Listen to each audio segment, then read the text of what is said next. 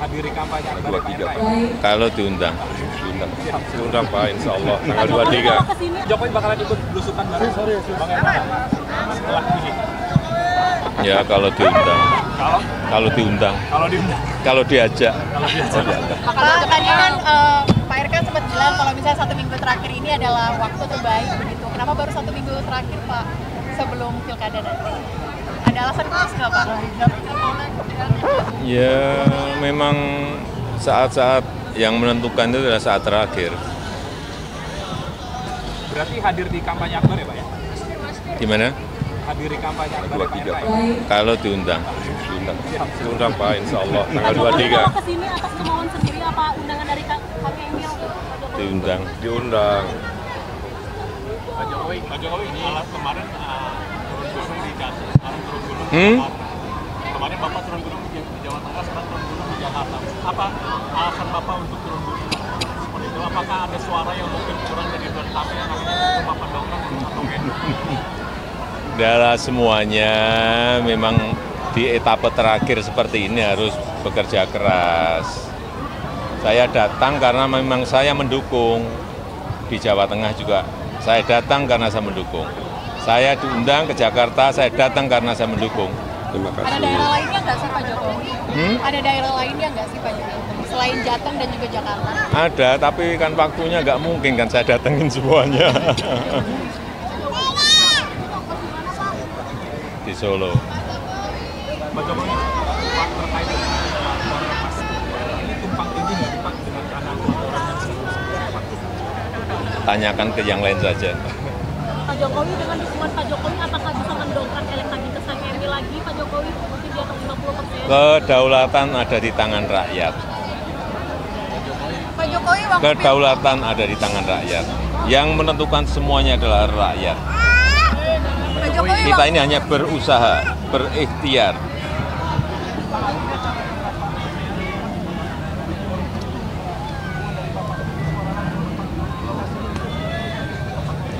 Ya, mereka mengundang, tapi kan tidak semuanya bisa saya penuhin. Ada yang minta statement, ada yang minta foto, ada yang pengen buat video. Ya, saya terbuka kok, saya layani semuanya. Mungkin ada sudah lebih dari berapa? 80-an. Pak, waktu Pilpres kan Bapak memprediksi 51% ya Pak. Kalau sekarang untuk Pak RK sendiri di Jakarta memprediksinya berapa persen? Mengingat surveinya kan naik turun juga. Saya nggak mau memprediksi.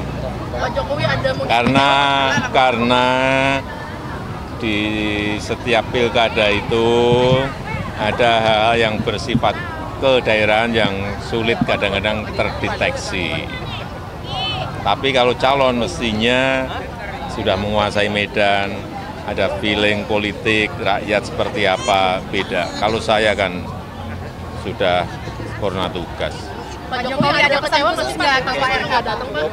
Pak Jokowi seperti Pak.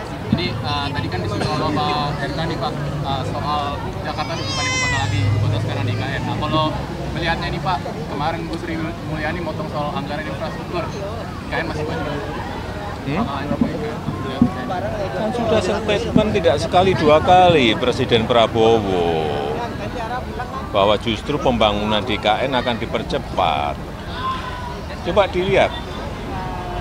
Ya. Ada pesan khusus nggak untuk Kang Emil? Bahagia banget mukanya Kang Emil dengan kedatangan Pak Jokowi Kang Emil. Ya, tidak bisa dipungkiri bahagia sekali di saat memang detik-detik, minggu-minggu terakhir kehadiran mantan Presiden, mantan Gubernur DKI.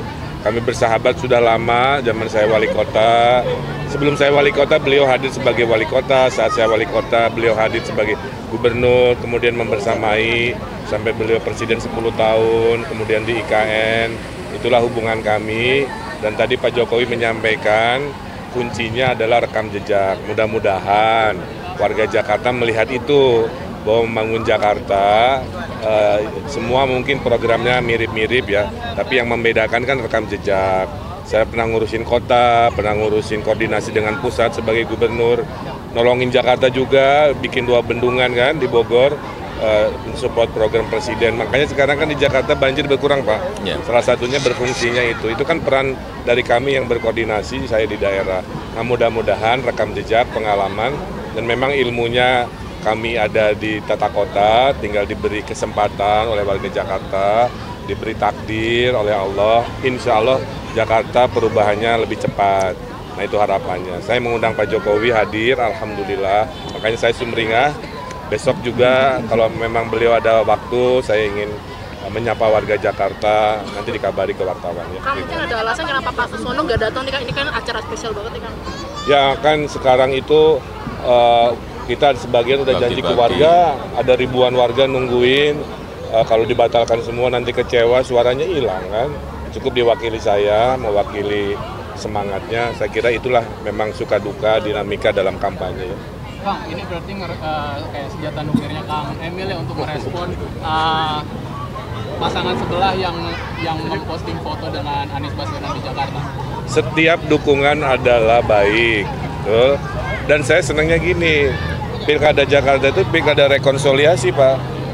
Dulu Pak Anies dengan PDIP berpisah, berseteru, bergabung. Dulu PKS di sana, sekarang gabung ke sini. Jadi itulah indahnya demokrasi. Geser-geser kiri kanan biasa. Di belakang saya ada Pak Effendi Simbolon mendeklarasikan 7.000 orang-orang Batak. Beliau dari partai mana kita semua tahu kan.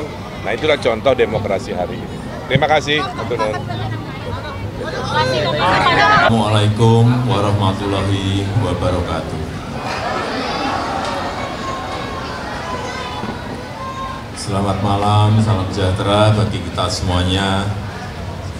Shalom, Om Swastiastu, Namo Buddhaya, Salam Kebajikan.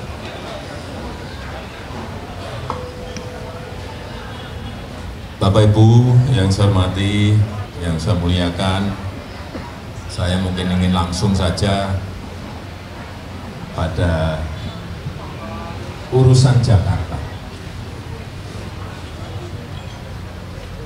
Masalah utama Jakarta dari dulu sampai sekarang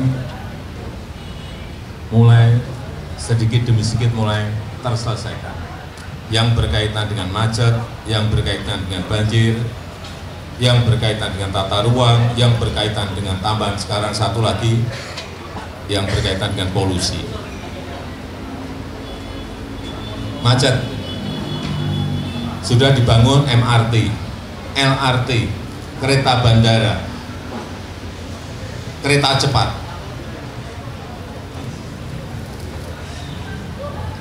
Tinggal menyelesaikan misalnya MRT, rute yang utara selatan dirampungkan, rute yang barat timur dirampungkan, sehingga nantinya semua penduduk Jakarta ini memakai transportasi massal yang kita miliki. Dan yang kedua yang berkaitan dengan banjir. Banjir Sungai Ciliwung itu sudah dinormalisasi kurang hanya 16 km. Itu kalau dikerjakan secara cepat, perkiraan saya 2 tahun selesai, insya Allah selesai. Kemudian tata ruang. Kita tahu yang berkaitan dengan tata ruang ini sangat rumit sekali, berkaitan dengan kawasan kumuh, berkaitan dengan ruang terbuka hijau, yang ini juga harus bisa diselesaikan. Dan yang paling sulit memang mungkin ke depan adalah urusan polusi, karena air quality index kita sudah di Jakarta ini sudah 190-an, padahal maksimum itu 0 sampai 50, artinya ini sudah melampaui ambang batas yang diperbolehkan. Terus dalam pilkada ini, dalam pilgub ini, apa yang harus kita lakukan untuk memberikan keyakinan kepada kita bahwa masalah-masalah itu bisa diselesaikan? Kalau Bapak Ibu bertanya kepada saya, jawaban saya rekam jejak. Rekam jejak. Kenapa saya Ridwan Kamil? Karena juga rekam jejak.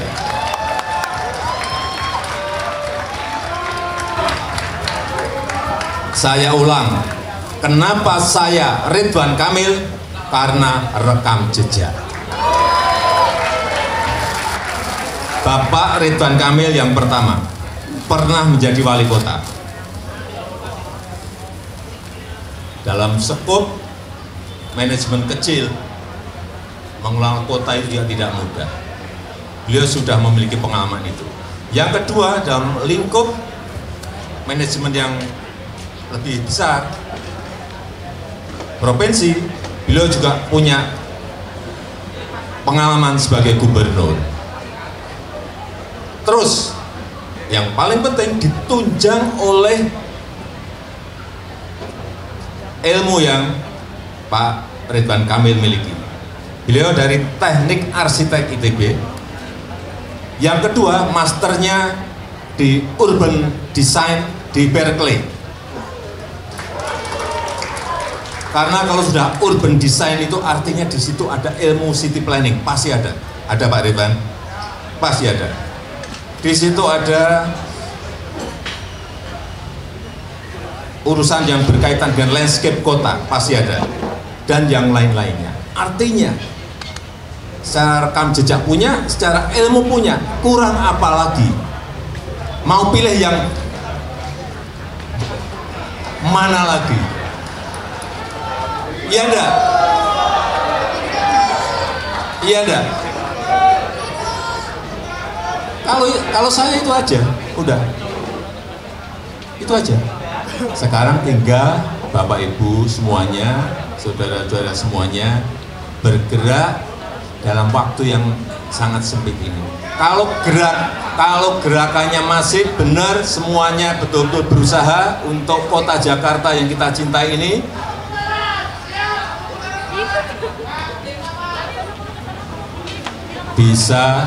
bisa kayak Pilpres.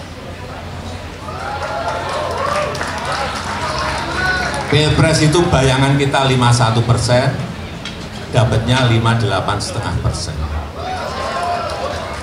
Saya rasa itu saja yang ingin saya sampaikan. Terima kasih. Assalamualaikum warahmatullahi wabarakatuh.